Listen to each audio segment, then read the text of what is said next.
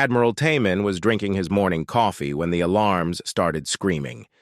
The cup slipped from his hands and shattered on the metal floor of his command center.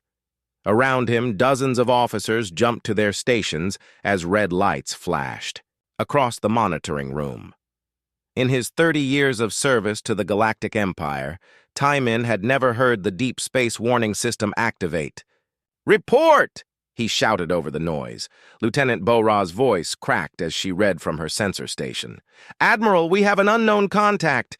Distance 12, light hours, and closing fast." How fast?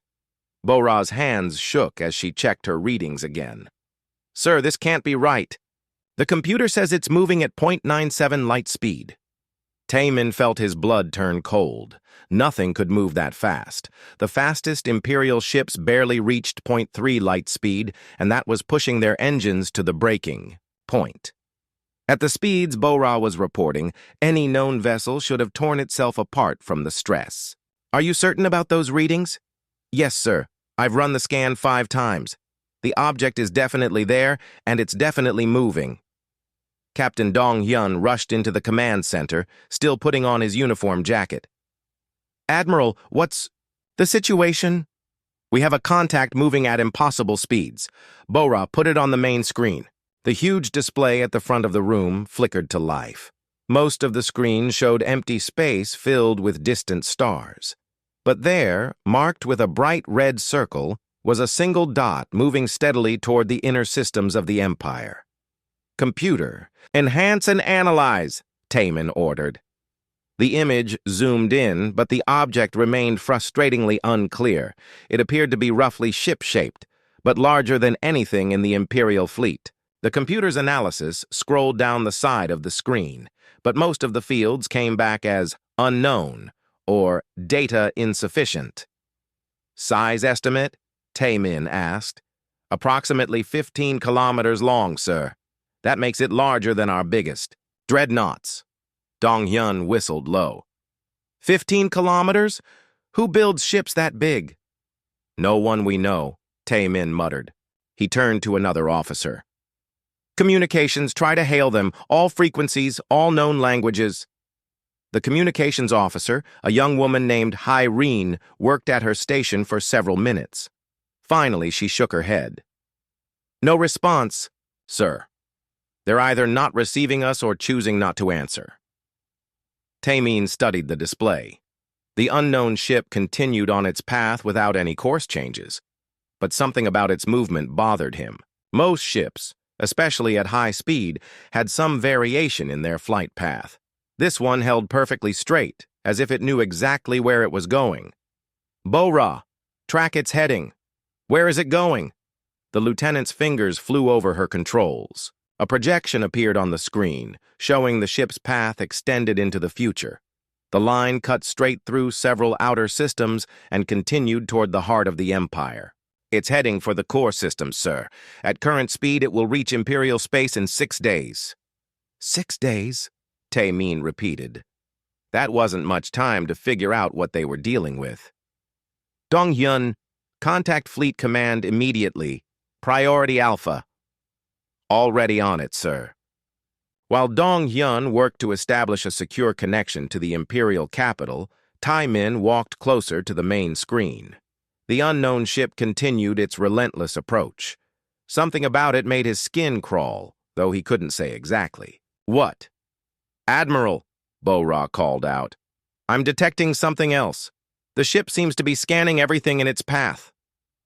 "What kind of scans?" "I'm not sure, sir. The energy signatures don't match anything in our database, but every few minutes, I detect a pulse of energy from the ship. It seems to sweep across nearby systems." "Are they scanning us?" "I believe so, sir. The last pulse passed right through our position." Taemin felt a chill run down his spine. Whatever was on that ship now knew about their monitoring station. If it was hostile, they were completely defenseless.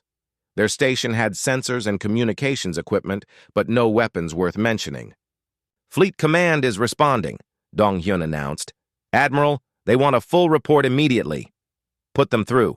The screen split to show Admiral Kyung-sik, commander of the Second Fleet, sitting in his office on the capital world. His usual calm expression looked strained. Taemin, what exactly are you seeing out there? Admiral, we have an unidentified vessel, 15 kilometers long, moving at near light speed. It doesn't match anything in our archives and it's heading straight for the core systems. Kyung-sik's face went pale. Are you certain about the size and speed? Confirmed, sir. We've checked the readings multiple times. And it's not responding to communications? No, sir. But it appears to be actively scanning everything in its path. Kyung-sik was quiet for a long moment. In the background, Tae-min could hear urgent voices and the sound of running feet. The capital was already going into emergency mode. Tae-min, I want continuous monitoring. Report any change in course or speed immediately. We're scrambling every available ship to intercept. Sir, with respect, if this thing can move at near light speed, our ships won't be able to catch it. Then, we'll have to get in front of it. Keep watching, Admiral, and pray to whatever gods you believe in that thing is friendly. The connection ended, leaving Tae-min staring at the unknown ship on his screen. Around him, his officers worked quietly, but he could feel their tension. Everyone understood they were witnessing something that shouldn't exist. Bo-Ra, any change in the ship's behavior? No, sir. Same course, same speed. But, Admiral, I'm starting to pick up more detailed scans of the ship itself. What do you see? The hull appears to be made of some kind of material I don't recognize. It's not metal, at least not any metal in our database. And, sir, I'm not detecting any conventional propulsion system. What do you mean? No engine exhaust, no energy signatures that match known drive systems. Whatever is pushing that ship, it's technology we've never seen before. Tae-min nodded grimly. With each new piece of information, the situation became more disturbing. A ship larger than their biggest vessels, moving faster than anything should. Be able to move, made of unknown materials and powered by impossible technology. Sir, Hayron called from communications. I'm receiving reports from other monitoring stations. They're all detecting the same thing. How many stations? All of them along the outer rim, sir. This ship is visible to every sensor array we have in this sector. That meant the ship wasn't trying to hide. Whatever it was, it didn't seem concerned about being detected by the Empire. That could mean it was friendly, or it could mean it was so powerful that it didn't consider the Empire a threat.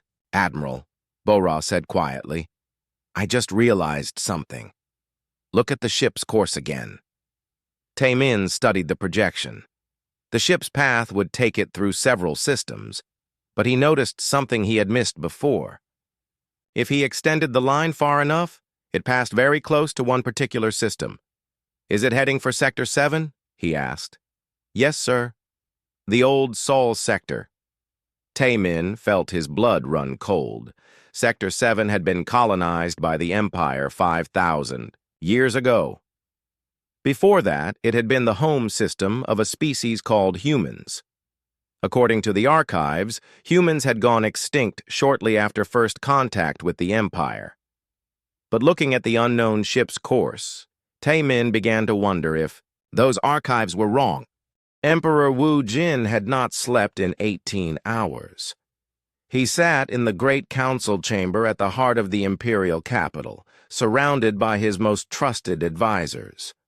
The massive holographic display in the center of the room showed the unknown ship's position, updated every few minutes by reports from the outer rim.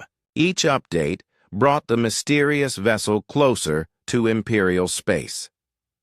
Tell me again about the size, the Emperor said, rubbing his tired eyes. Minister of Defense Haya Jin stood and activated her datapad. 15 kilometers long, approximately 3 kilometers wide. That makes it 50% larger than our biggest dreadnought. But size isn't the real problem, Your Majesty. Then what is? The speed. Our fastest ships can reach 0.3 light speed for short periods. This thing is maintaining 0.97 light speed without any apparent strain. At those velocities, the stress on the hull should tear any known ship apart. Emperor Wu Jin turned to the chief archivist, an elderly woman named So Young, who had served the Empire for over 60 years. So Young, have you found anything in the records? The old woman shook her head sadly. Nothing, Your Majesty. I've searched every database, every historical record going back 50,000 years. No civilization has ever built ships like this. The technology required simply doesn't exist. Could it be a new development? Something one of the Outer Rim civilizations has been working on in secret? Intelligence Director Kyung-ho spoke up from his position near the door. Impossible, Your Majesty. We monitor all technological development in the Empire. No one has the resources or knowledge to build something like this. The Emperor stood and walked to the holographic display. The unknown ship appeared as a small, red dot, but the computer projection showed its massive size compared to Imperial vessels. It was like comparing a whale to a minnow. What about the ship's behavior? Any changes? No, sir, Ye-Jin replied. Same course, same speed, but it continues to scan everything in its path. Our intelligence suggests it's gathering detailed information about every system it passes. Information gathering. That could indicate scientific interest rather than military intent. Or it could be reconnaissance for an invasion force, Kyung-ho said darkly. So Young cleared her throat. Your Majesty, I did find one thing that might be relevant. It's probably nothing, but tell me.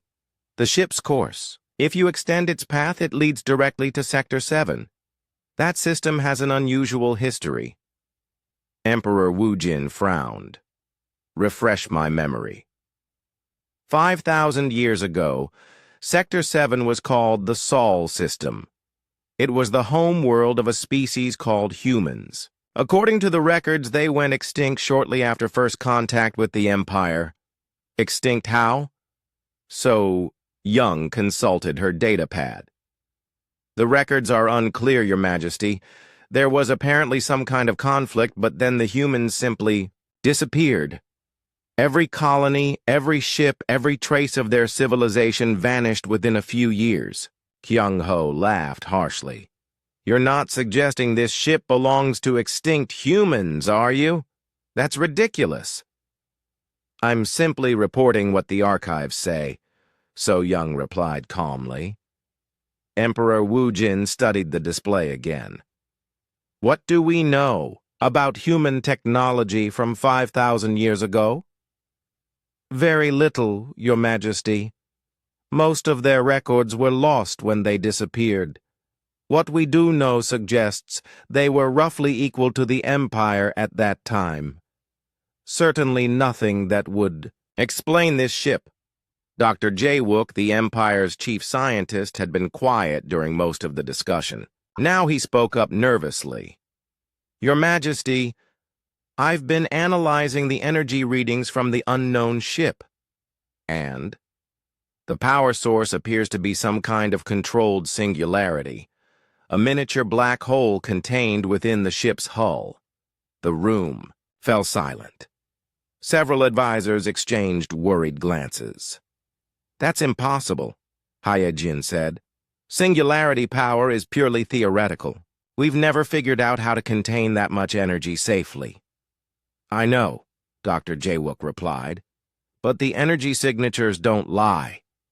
Somehow they've managed to harness the power of a black hole. The energy output is millions of times greater than our best fusion reactors.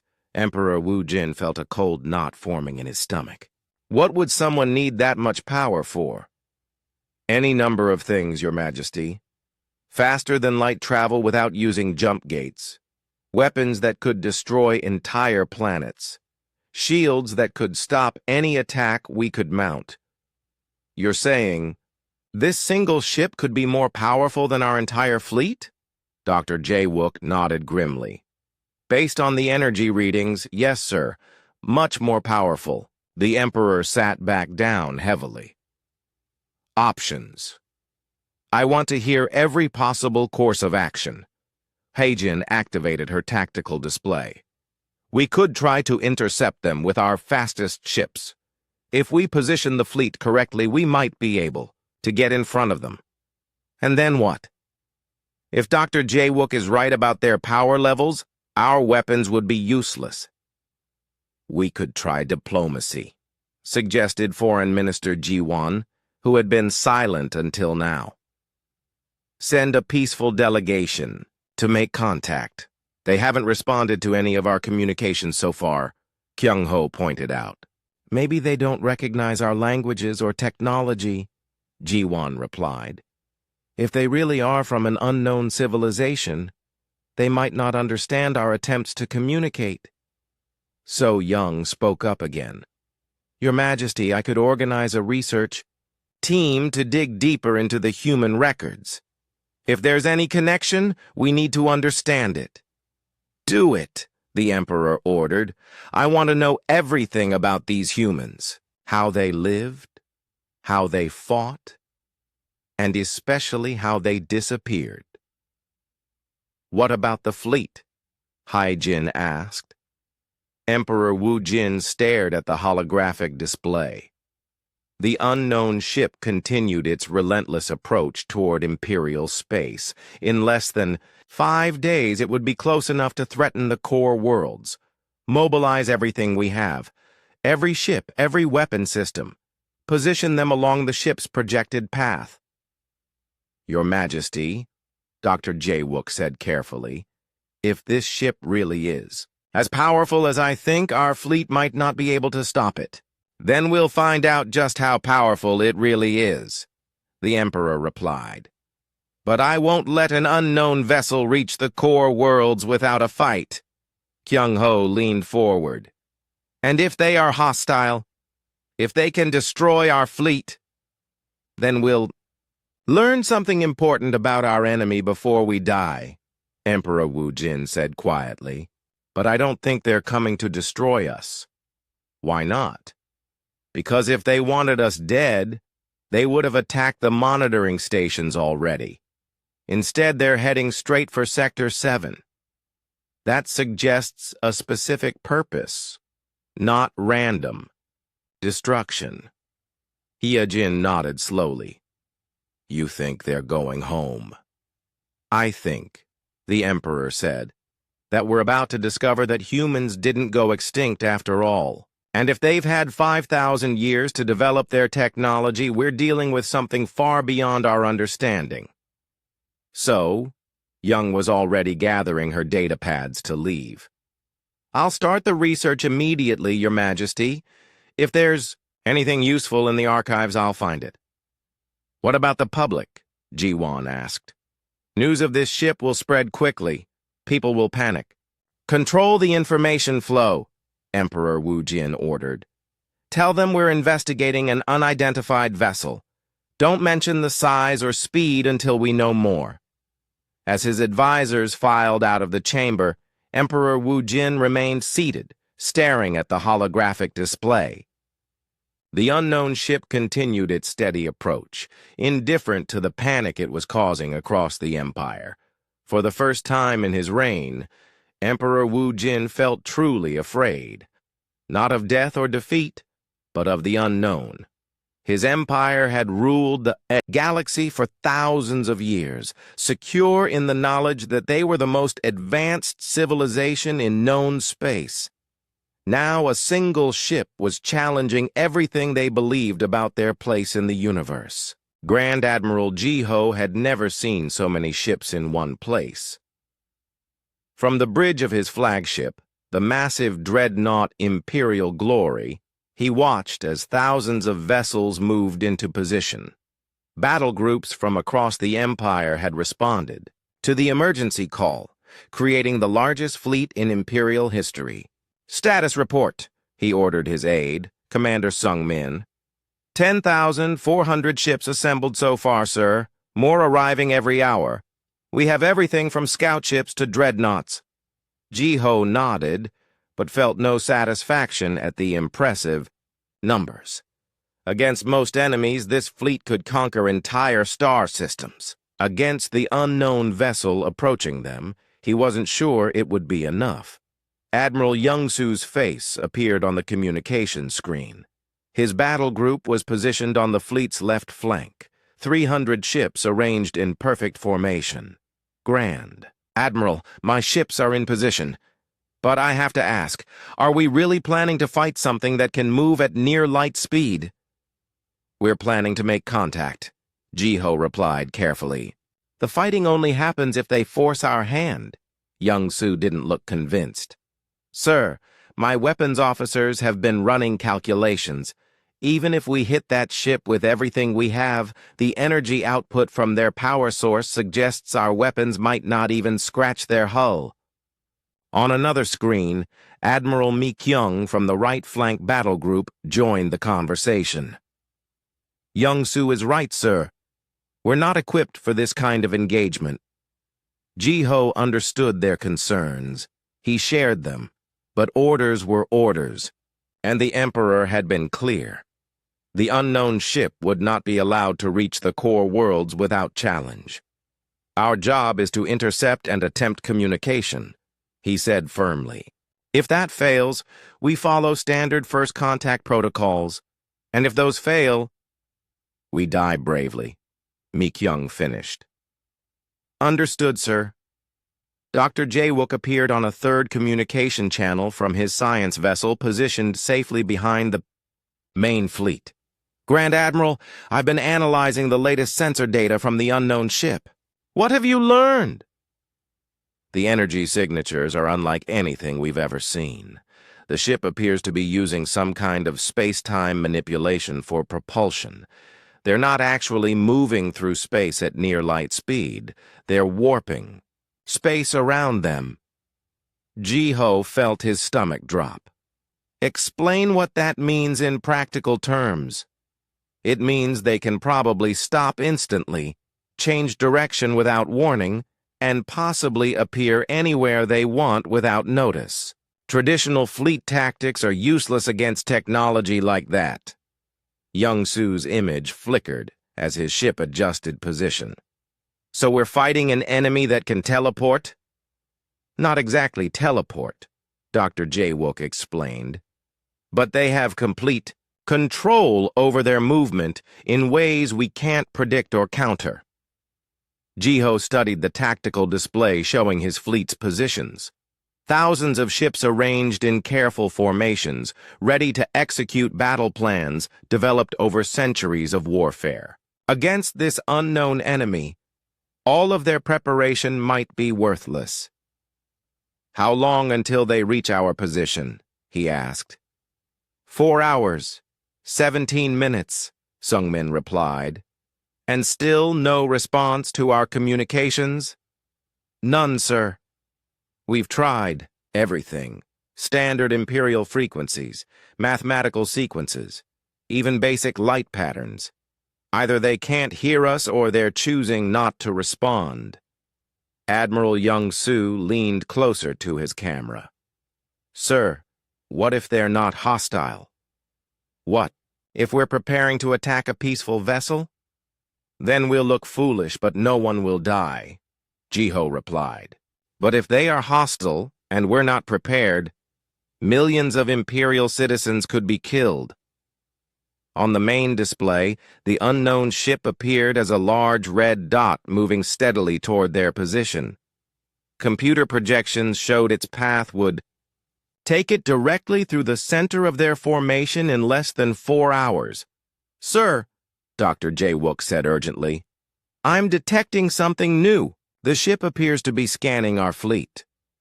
What kind of scans?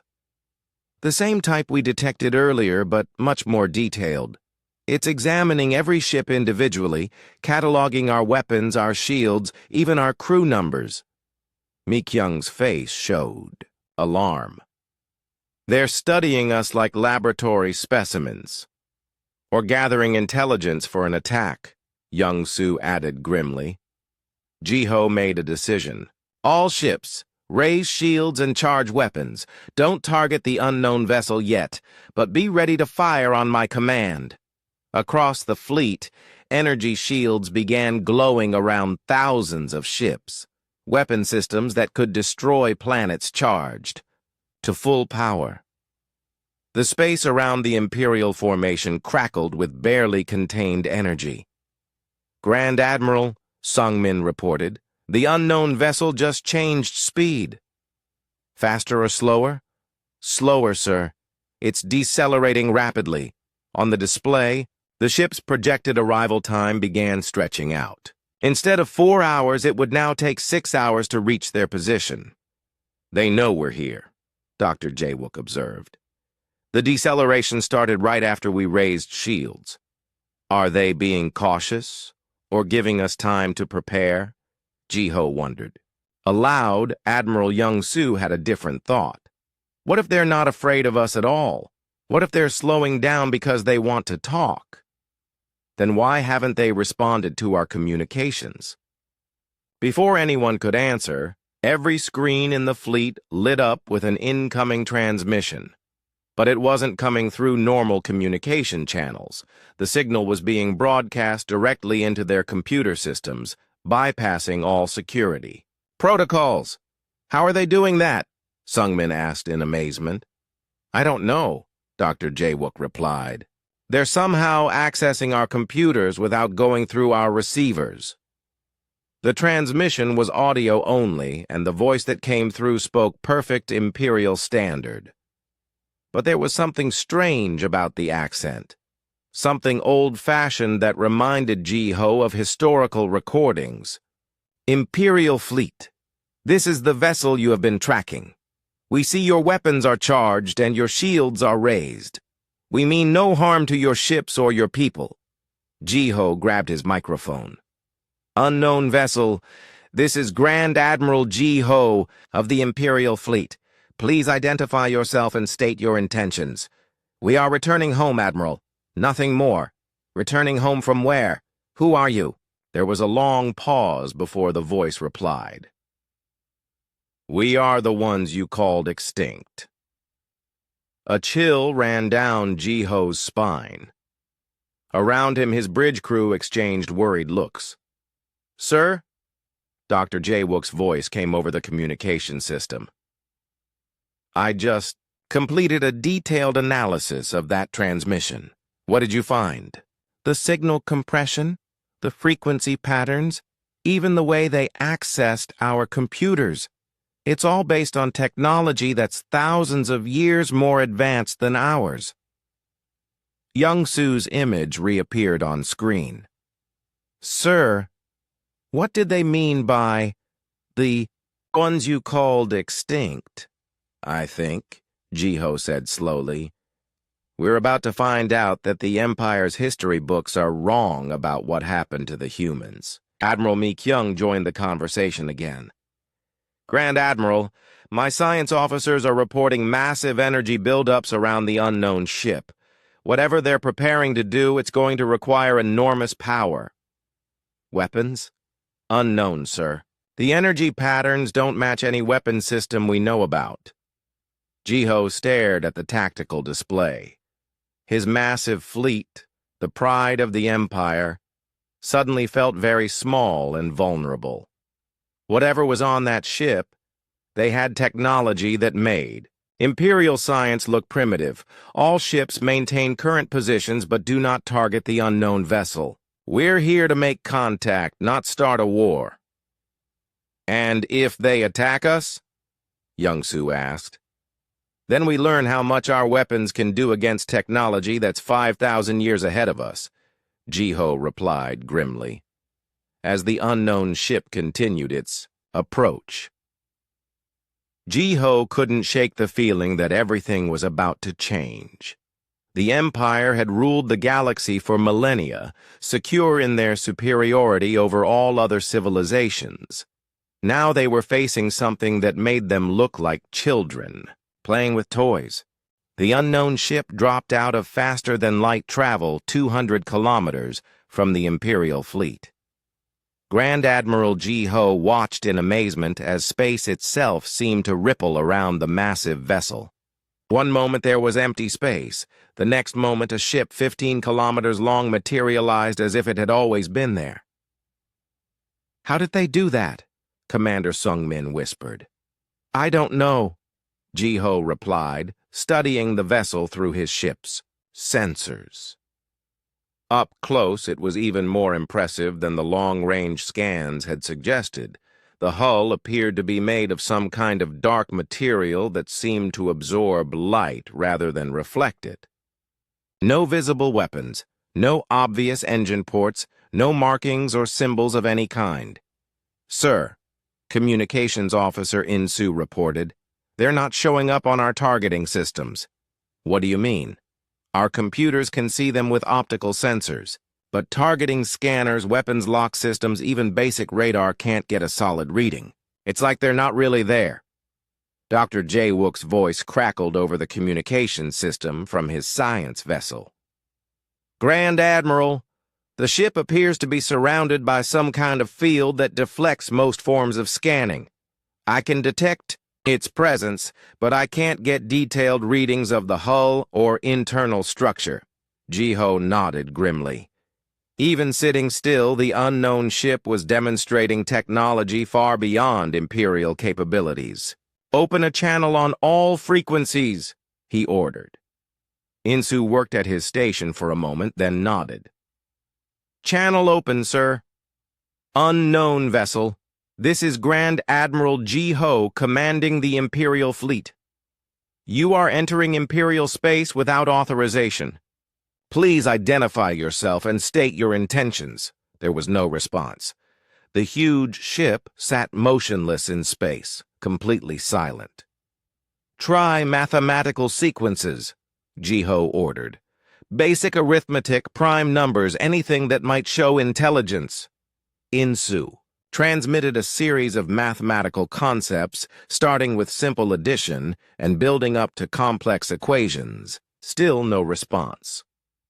"Light patterns," Ji-ho said. "Use the ship's running lights to flash basic sequences." The Imperial Glory's exterior lights began flashing in patterns designed to show intelligence and peaceful intent.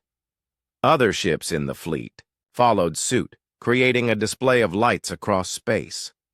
The unknown ship remained dark and silent. Admiral Youngsu's face appeared on the communication screen. "Sir, they're not responding to anything. Either they don't understand our attempts at communication, or they're ignoring us completely." "Keep trying," Ji-ho ordered. "Broadcast in every language in our database. Include historical languages, even dead ones." For 2 hours, the Imperial fleet transmitted every form of communication they could think of. Mathematical concepts, scientific principles, artistic patterns, even music. The unknown ship received every transmission without responding. "Sir," Dr. Jae-wook reported, "I'm detecting energy buildups within the unknown ship. Something is happening." "What kind of energy?" "I'm not sure. The readings don't match anything in our database, but the power levels are enormous." Admiral Mi-kyung joined the conversation from her position on the fleet's right flank. "Grand Admiral, should we prepare for combat?" Ji-ho hesitated. His orders were clear.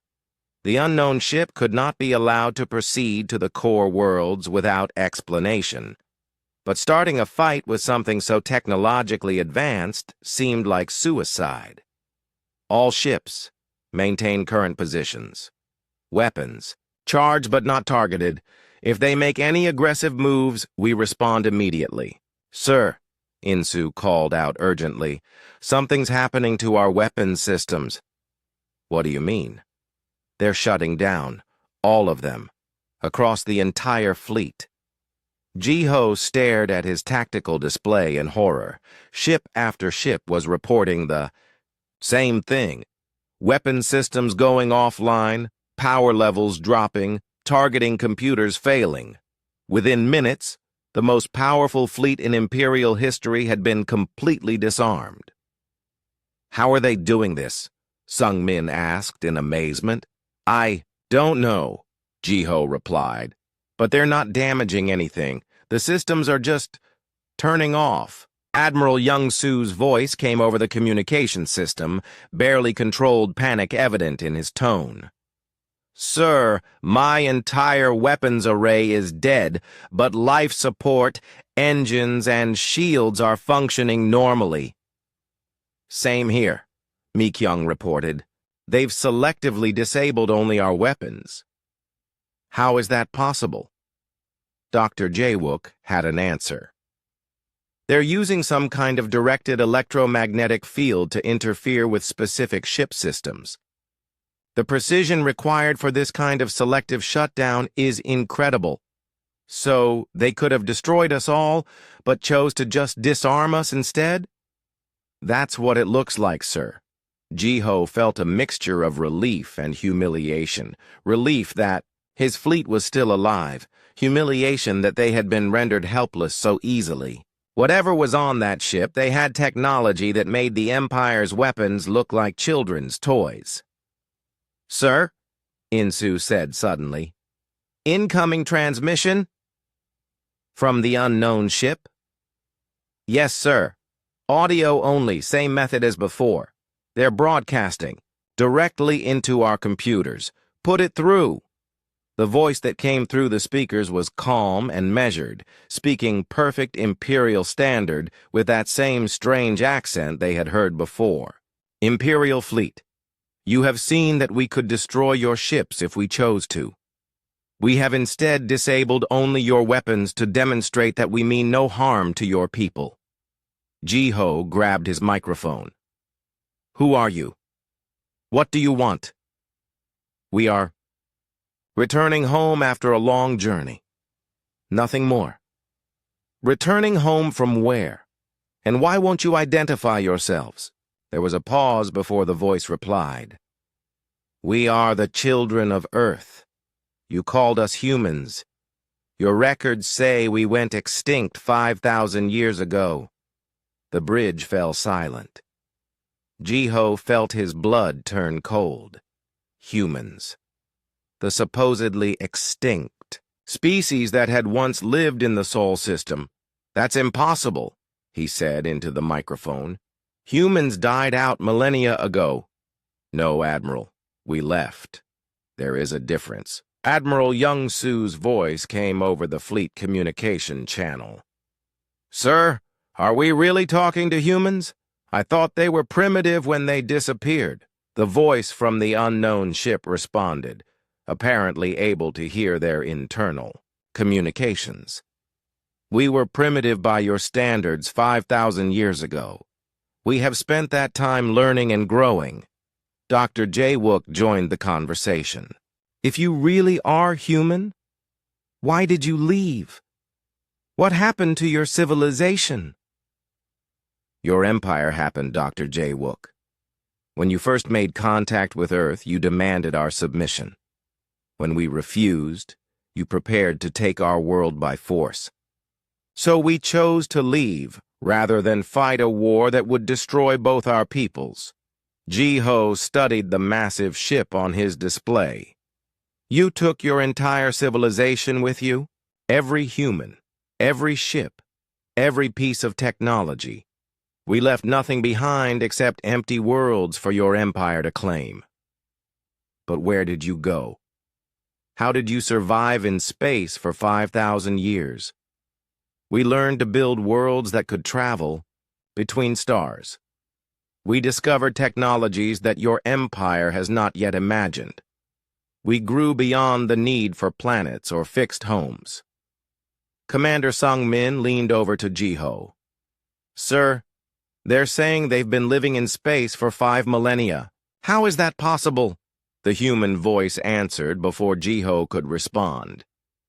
When your people forced us to leave our home, we had a choice. We could stay and fight, probably destroying ourselves in the process, or we could use that conflict to drive us towards something better. We chose to become more than we were. And now you're coming back? We are stopping by our birth world to collect some things we left behind. Personal items, cultural artifacts, things that have meaning to us, but no value to your empire. Admiral Mi-kyung's voice came over the channel. What if we don't let you pass? There was what sounded like quiet laughter from the unknown ship.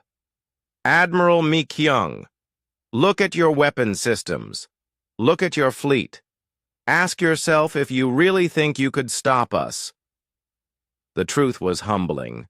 In a matter of minutes, the humans had rendered the entire Imperial fleet helpless.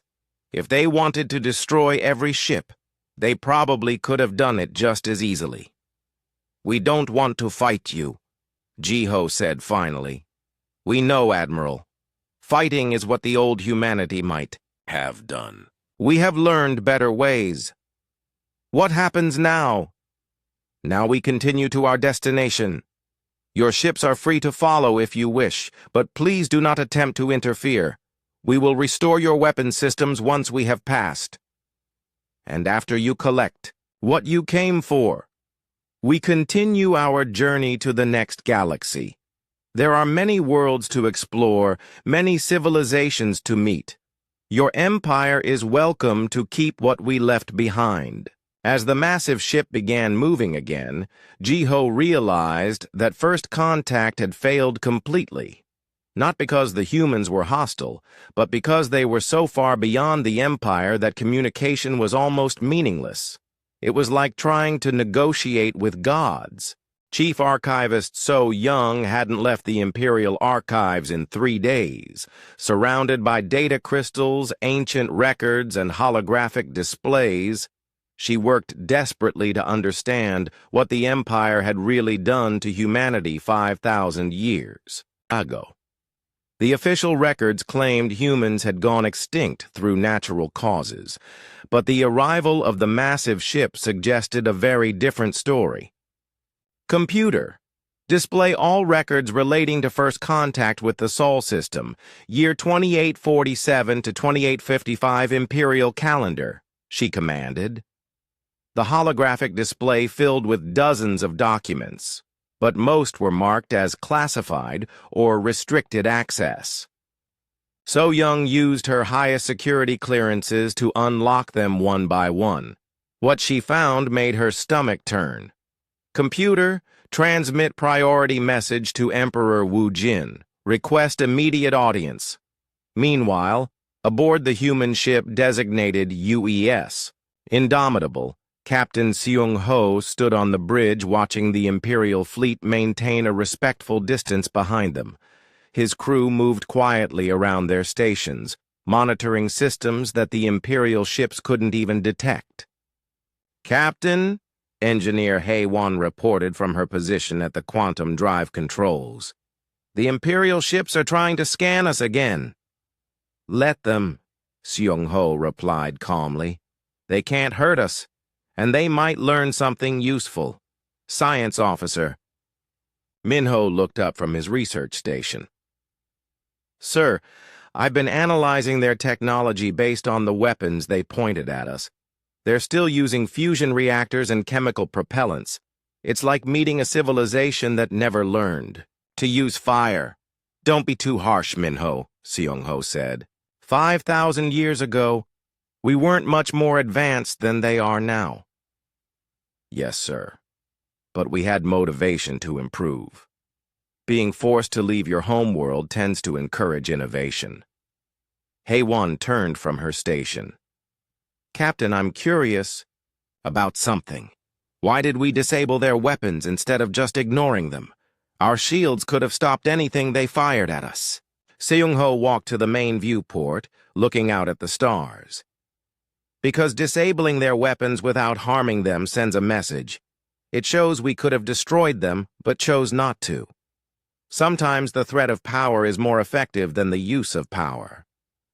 "And what message are we trying to send?"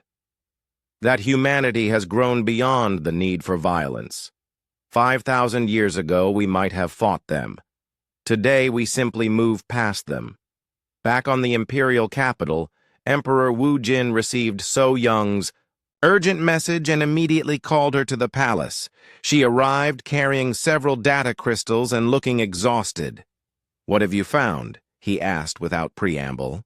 "The truth about what happened to humanity, Your Majesty, and it's not what the official records claim." So Young activated her portable display, showing documents that hadn't been seen in millennia. According to these classified files, humanity didn't go extinct. The Empire tried to conquer them.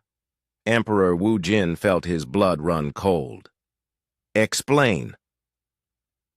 In 2847, Imperial scouts discovered the Sol system and made contact with human civilization. The humans were advanced, but not aggressively expansionist. They lived on several planets and had developed efficient space travel, but they seemed content to stay in their own system. That doesn't sound threatening? It wasn't, Your Majesty.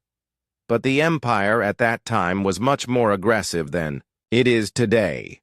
The records show that Admiral Tae Young, commanding the Third Fleet, demanded that humanity submit to imperial rule. So Young pulled up another document. When the humans refused, Admiral Tae Young was ordered to take the Sol system by force. The Empire assembled a massive invasion fleet, over 5,000 ships. What happened? The humans fought back, but not in the way anyone expected.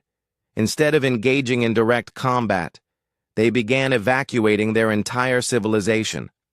Every human, every ship, every piece of technology. Within 2 years, the Sol system was completely empty. Emperor Wu Jin stared at the documents. They abandoned their home rather than fight? According to these reports, the human leadership decided that fighting the Empire would result in the destruction of both civilizations.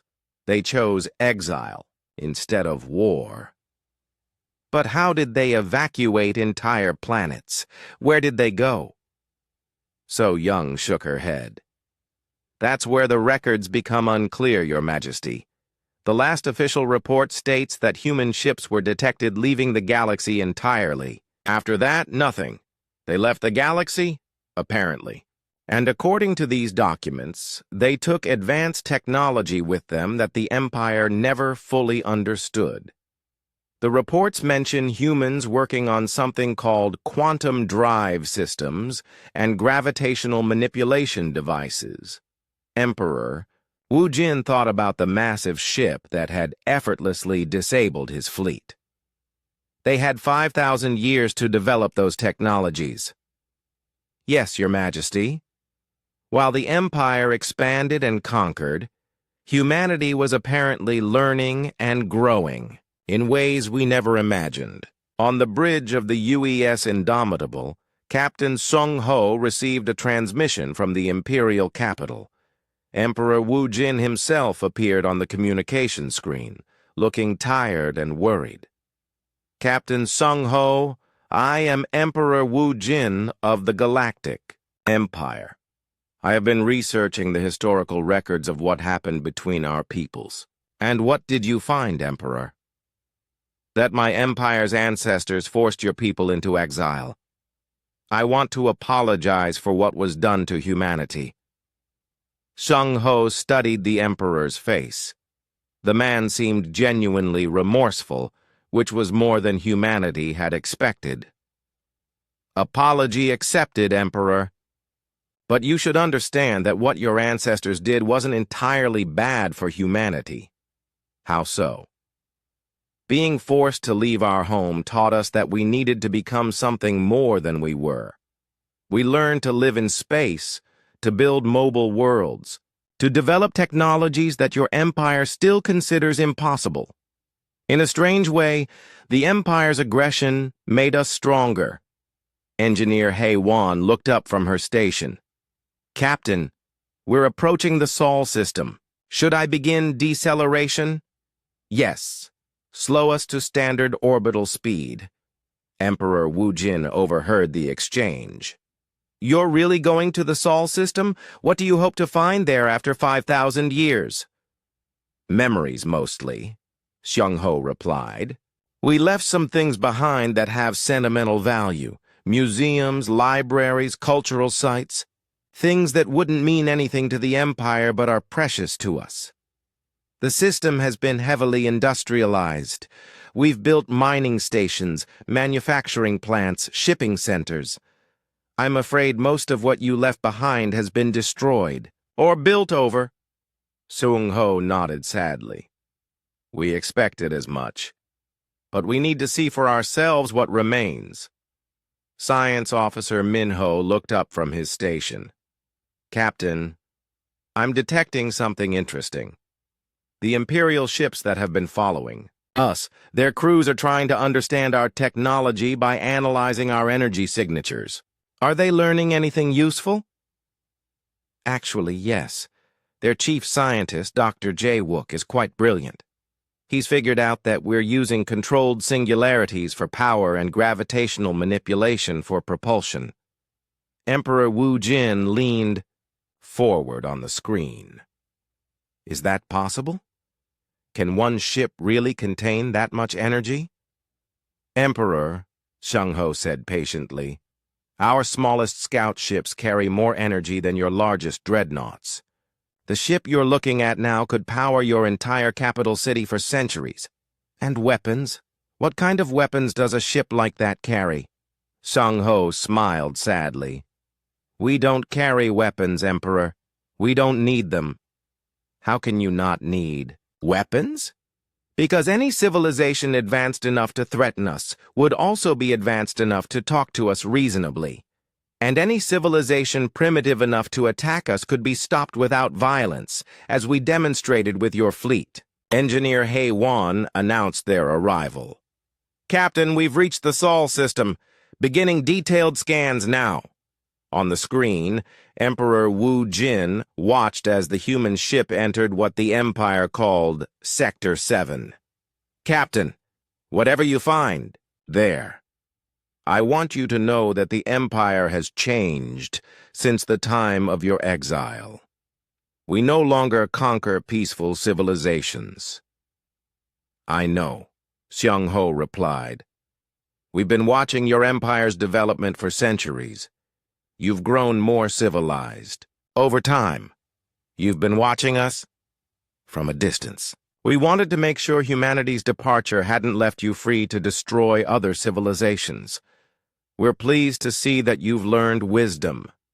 As the UES Indomitable moved deeper into the Sol system, Captain Sung-ho prepared to see what remained of humanity's first home. After 5,000 years of wandering between galaxies, they were finally coming home. Admiral Taemin thought he had seen everything during his long career. He was wrong. The UES Indomitable had been orbiting Earth for 3 days, conducting quiet scans of the heavily industrialized planet that had once been humanity's home. The Imperial fleet maintained a respectful distance, watching and learning what they could about human technology. Then space began to tear open. Admiral, Lieutenant Bo-ra called out from her sensor station, her voice shaking. I'm detecting massive gravitational distortions throughout the system. Where? Everywhere, sir. It's like space itself is being pulled apart. Taemin watched in amazement as reality seemed to fold in on itself at dozens of points around the Sol system. The distortions grew larger and brighter until they resembled doorways made of twisted starlight. What are we looking at? He asked. I think, Dr. Jae-wook's voice came over the communication system. We're witnessing the arrival of the rest of the human fleet. The first ship to emerge from the spatial rifts made the UES Indomitable look small. It was at least 50 kilometers, long, shaped like a massive cylinder, with cities visible on its outer surface. Lights twinkled through transparent sections that looked like parks and residential areas. That's not a ship, Bo-ra whispered. That's a world. More vessels followed. Some were traditional ship-shaped, but many looked like mobile habitats. Spheres covered in green spaces, rings that rotated to provide gravity, complex structures that seemed to grow organically rather than being built. Admiral Youngsu's voice crackled over the fleet communication channel. How many ships are there? I count 47 vessels so far, Admiral Mi-kyung reported from her position. And they're still coming. Captain Dong Hyun, now serving as Tai Min's aide, studied the tactical display with growing amazement. "Sir, some of those ships are larger than our space stations. How is that possible?" "When you don't need planets," Dr. Jaewook explained, "you learn to build everything you need in space. Those aren't just ships. They're mobile cities, entire civilizations that can travel between stars." On the UES Indomitable, Captain Sung Ho watched the arrival of his people's fleet with satisfaction. Ship Commander Yu Jin appeared on his communication screen from the massive habitat ship UES Horizon. "Sung Ho, good to see you made it safely. How are our Imperial friends handling the arrival?" "About as well as you'd expect. I think we may have overwhelmed them a bit." Yu Jin laughed. "A bit? We just brought an entire civilization into their star system. I'd say they're handling it remarkably well." Chief Engineer Su Jin joined the conversation from her position aboard the Horizon. "Captain Sung Ho, I've been analyzing the Imperial ships. Their fusion reactors are quite efficient for such an early technology. With some modifications, they could probably achieve 50% better energy output." "Don't offer to help them unless they ask," Sung Ho warned. "We don't want to appear condescending." Navigator Jun Ho looked up from his station. "Sir, the Imperial fleet is maintaining position at 10,000 kilometers.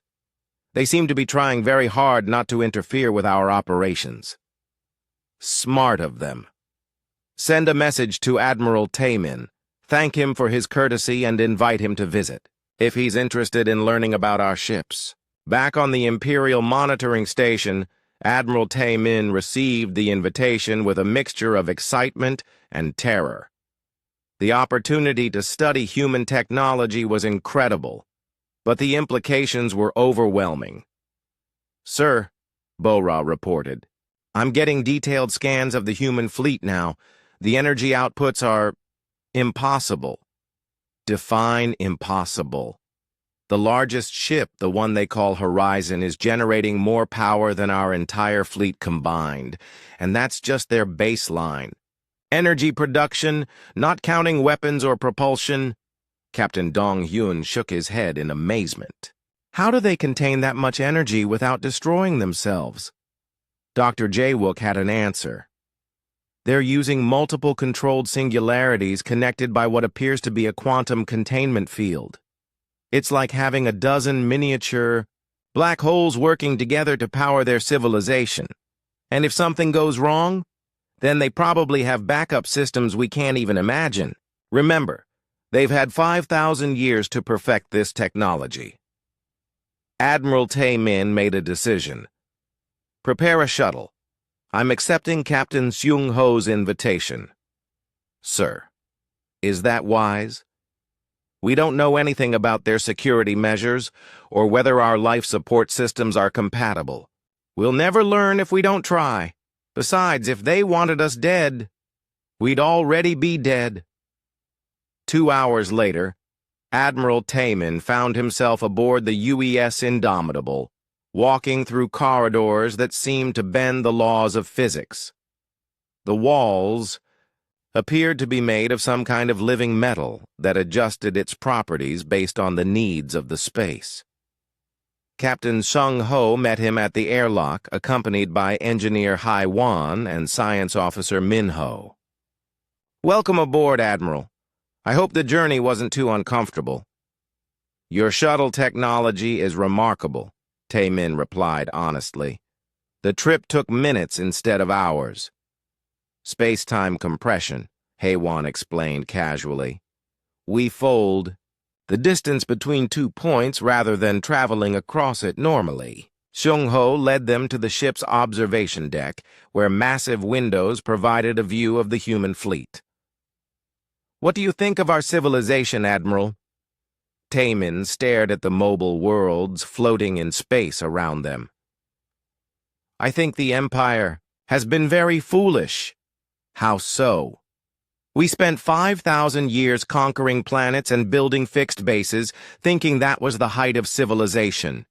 You spent the same time learning to carry your entire civilization with you wherever you go.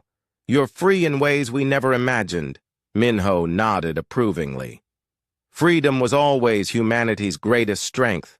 When your empire tried to take our freedom away, we chose to become more free instead of fighting. But how do you govern so many people spread across so many ships? We don't govern them, Seung-ho replied. Each ship is autonomous. Each community makes its own decisions. We coordinate when necessary, but we don't control. Engineer Haewon activated a display showing the internal structure of their ship. Admiral, your people have been trying to understand our technology. Would you like to learn how it really works? Taemin nodded eagerly. The basic principle is that energy and matter are different forms of the same thing. Once you understand that relationship completely, you can convert between them at will. We don't build ships so much as we grow them, shaping energy into whatever form we need. That sounds like magic. Any sufficiently advanced technology appears magical to those who don't understand it, Minho quoted. But it's all based on scientific principles your empire could learn, given time. Seung-ho led them to another section of the ship. Admiral, there's something I want to show you. They entered a vast chamber filled with what looked like flowing water, except the water held images and sounds. Taemin realized he was looking at some kind of historical archive. This is the memory of our journey, Seung-ho explained. Every world we've visited, every civilization we've met, every discovery we've made in 5,000 years of exploration. The images showed incredible diversity. Alien cities floating in gas giant atmospheres, crystalline beings that lived in the eye. Hearts of stars, vast machines left behind by civilizations that had evolved beyond physical existence. How many galaxies have you visited? Taemin asked in wonder. 12 so far. Each one taught us something new about what's possible in this universe. And you're leaving again? Eventually. There are always more mysteries to explore, more civilizations to meet. The universe is far larger and stranger than most people imagine. Admiral Taemin felt a profound sadness. What happens to the Empire? Do we just continue as we always have, never knowing what we're missing? That's up to you, Seung-ho replied. The Empire could choose to grow beyond its current limitations. You have the potential to become something greater than you are. How? The same way humanity did. By accepting that there's always more to learn, always room to improve. By choosing growth over stagnation, exploration over conquest. As Admiral Taemin prepared to return to his ship, he realized that humanity's visit would change the Empire forever. They had shown what was possible when a civilization chose to evolve rather than simply expand. The question now was whether the Empire had the wisdom to learn from humanity's example. Emperor Wu Jin had prepared for demands, threats, or even conquest. What he got instead was much more disturbing. The diplomatic meeting took place aboard Imperial Space Station Alpha, a massive structure that had served as a neutral meeting point for centuries. The Emperor arrived with his most trusted advisors, including Defense Minister Hye Jin and Dr. Jae-wook, expecting to negotiate humanity's terms for leaving Imperial space. Ambassador Jin-A arrived alone. She was a middle-aged woman with calm eyes and graying hair, wearing simple clothes that looked handmade. Nothing about her appearance suggested she represented a civilization that could destroy the Empire without effort. "Your Majesty," she said with a slight bow, "thank you for agreeing to meet." "Ambassador Jin-A, please be seated," can we offer you anything? Food, drink? Water would be nice, thank you. As they settled around the conference table, Emperor Wu Jin studied the human ambassador. She seemed completely relaxed, as if she were visiting friends rather than negotiating with a galactic empire. Ambassador, I'll be direct. What does humanity want from the empire? Jin'e took a sip of water before answering. Want? Nothing, your majesty. Nothing? We came here to collect some cultural artifacts from Earth and to see what our old home system looks like now. Beyond that, we have no demands or requirements. Defense Minister Haye Jin leaned forward. You're saying that after 5,000 years, humanity has no grievances against the Empire? None whatsoever. The Empire's actions 5,000 years ago were actually beneficial to humanity in the long run. Being forced to leave our home made us stronger. Dr. Jae-wook couldn't hide his confusion. But you have the power to demand anything you want. Your technology is thousands of years ahead of ours. You could conquer the entire empire if you chose to. Jin'e looked genuinely puzzled. Why would we want to conquer you? What would we gain from controlling your planets or your people? Resources, territory, strategic advantage. Dr. Jae-wook, when you can convert energy directly into matter, you don't need to mine resources. When your entire civilization is mobile, you don't need territory. And strategic advantage implies you're fighting someone, which we're not. Emperor Wu Jin felt a chill run down his spine. You're saying the Empire has nothing you want? Correct. Your planets, your resources, your technology, your trade routes. None of those things have value to us anymore. The room fell silent. The Emperor realized that humanity wasn't offering terms because they didn't see the Empire as worthy of consideration. They had moved so far beyond imperial civilization that conquest would be meaningless. Then why are you talking to us at all? Haye-jin asked. Courtesy, mostly. We wanted you to understand that we mean no harm. Some civilizations become aggressive when they encounter superior technology. We prefer to avoid misunderstandings. Dr. Jae-wook leaned back in his chair, looking stunned. You're treating us like children who might throw a tantrum. Not children, Jin'e corrected gently. More like a younger civilization that's still learning about the universe. There's no shame in that. Humanity was at your level once. And now we've moved beyond the need for the things that drive most civilizations: territory, resources, power over others. Those motivations seem primitive to us now. Emperor Wu Jin struggled to understand. What does motivate you?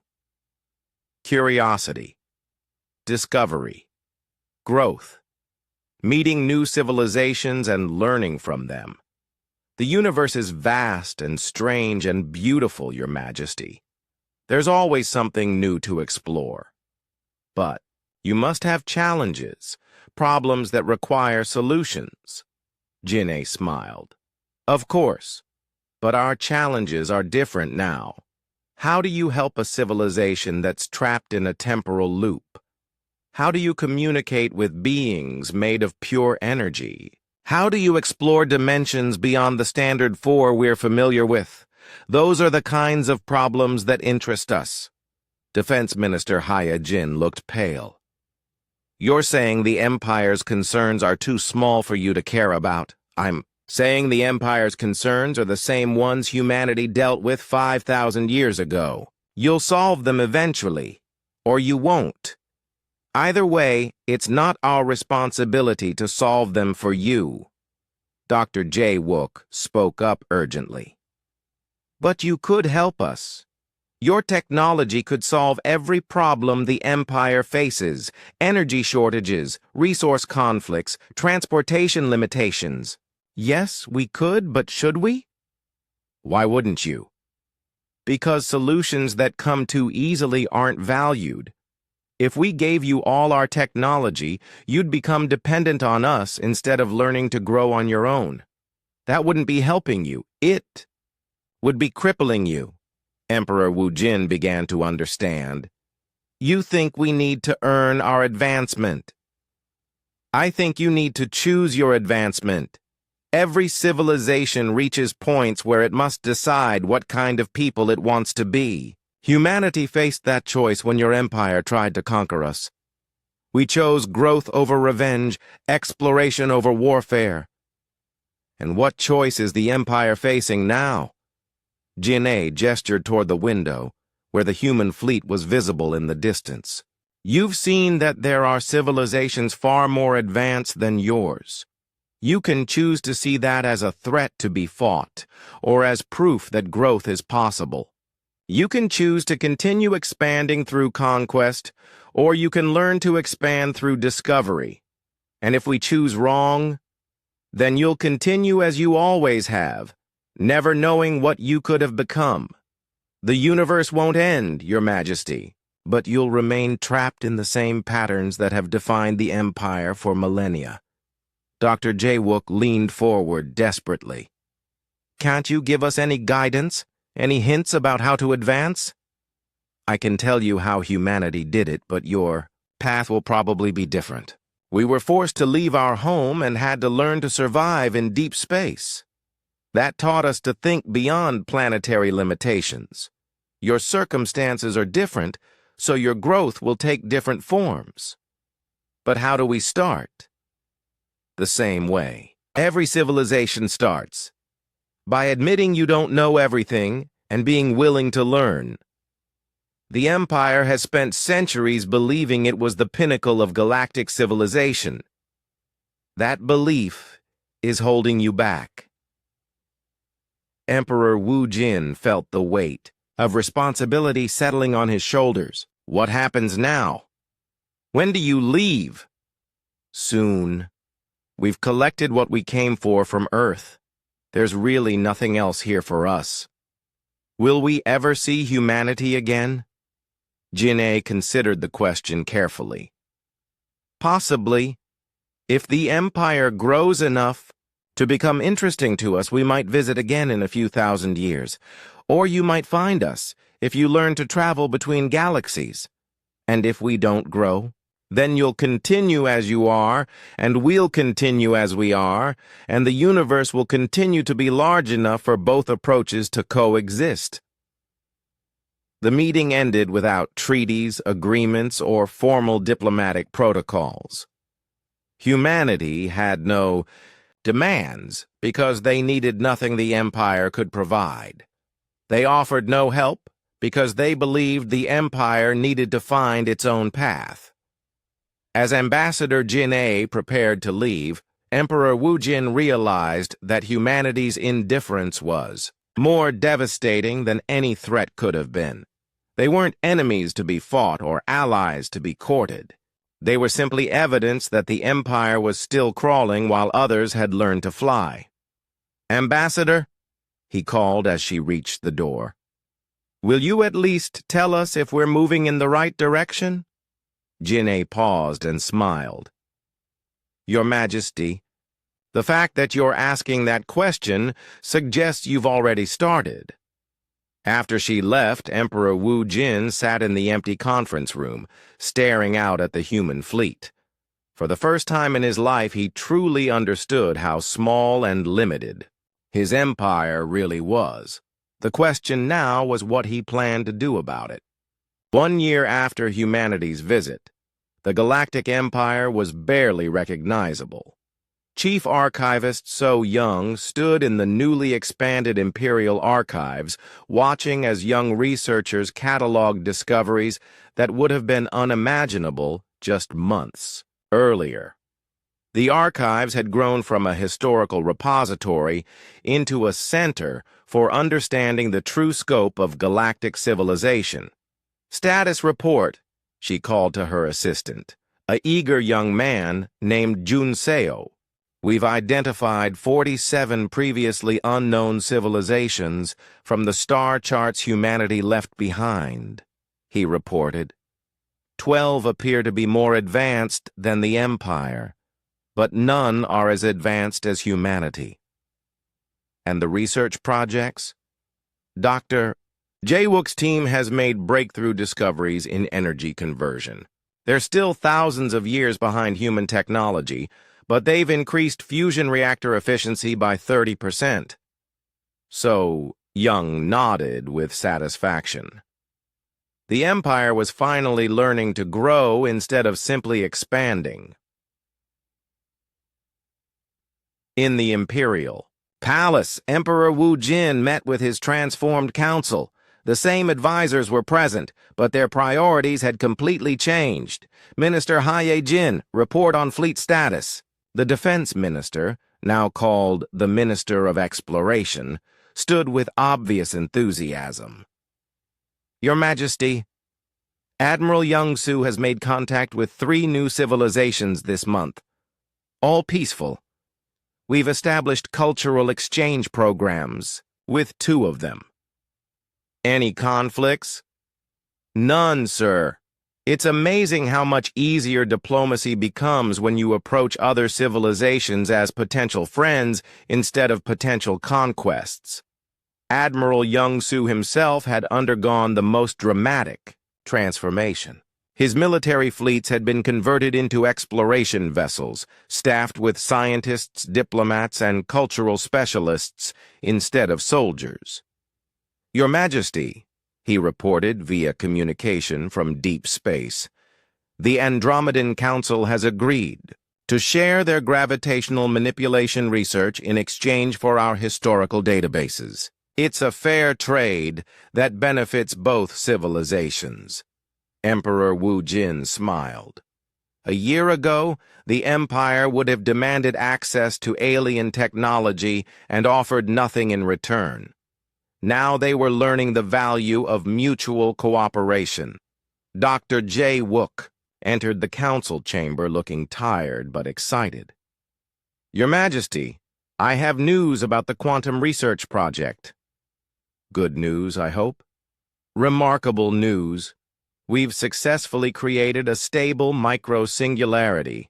It lasted for 12 seconds before dissipating. 12 seconds? Hee-jin asked. Humanity's singularities are stable for centuries. Yes, but humanity had 5,000 years to perfect the technique. We've achieved in 1 year what would normally take decades.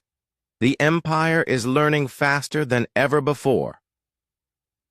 Emperor Wu Jin reflected on how much had changed. The Empire's aggressive expansion had ended completely. Instead of conquering new worlds, they were making friends with new civilizations. Instead of demanding tribute, they were offering genuine cultural exchange. Junseo, So Young called in the archives, pull up the communication from the crystalline collective. The young researcher activated a holographic display showing strange, geometric beings made of living crystal. Their message was short but meaningful. The Empire has changed. We are willing to share knowledge of dimensional mathematics in exchange for artistic expressions from your various member worlds. They're offering dimensional mathematics, Junseo said in wonder. That's the same field humanity was working in when they left. Add it to the research priorities list, So Young instructed. The Empire is finally ready to learn about technologies beyond our current understanding. Across the galaxy, the changes were visible everywhere. Former military academies had been converted into centers for scientific research. Weapons factories now produced exploration equipment. The Empire's legendary war machine had become a civilization dedicated to growth and discovery. Admiral Taemin, now promoted to Director of Interstellar Relations, worked from his new headquarters coordinating peaceful contact with dozens of species. His former monitoring station had been expanded into a diplomatic center where different civilizations could meet safely. Admiral, Lieutenant Bo-Ra reported from her new position as Chief Communications Officer. We've received another message from the Void Dwellers. They're offering to teach us about faster-than-light communication in exchange for our historical music archives." "Approved," Taemin replied immediately. "Schedule the exchange for next month." The Empire had learned that knowledge, culture, and friendship were far more valuable than territory or resources. Every new civilization they met offered unique perspectives and technologies that benefited everyone involved. Dr. Jae-wook activated his personal communication device and sent a message to his research team. "The Dimensional Mathematics Project is approved. Begin by studying the theoretical frameworks the Crystalline Collective provided. Our goal is to understand how consciousness can exist in more than 4 dimensions. It was the kind of research the Empire would never have attempted before humanity's visit. Now it seemed like the natural next step in their civilization's growth. "Your Majesty," So Young announced during the evening council session, "I have something special to report." "What is it?" "We've received a message from deep space. It's from humanity." Emperor Wu Jin felt his heart skip a beat. "What do they say?" So Young activated the message. Ambassador Jin-A's face appeared on the display, smiling warmly. "Emperor Wu Jin and people of the Empire, this is Jin-A. We've been watching your progress from a distance, and we're impressed by the changes you've made. The Empire has grown in ways that show true wisdom." The message continued. "We're pleased to inform you that we've included your civilization in our list of promising species. You're now welcome to visit any of the 12 galaxies we've explored. The coordinates are attached to this message." Emperor Wu Jin stared at the screen in amazement. "They're inviting us to explore other galaxies?" "There's more, Your Majesty," So Young said, advancing the message. "We've also left some gifts for you. Basic designs for quantum processors and gravitational field generators.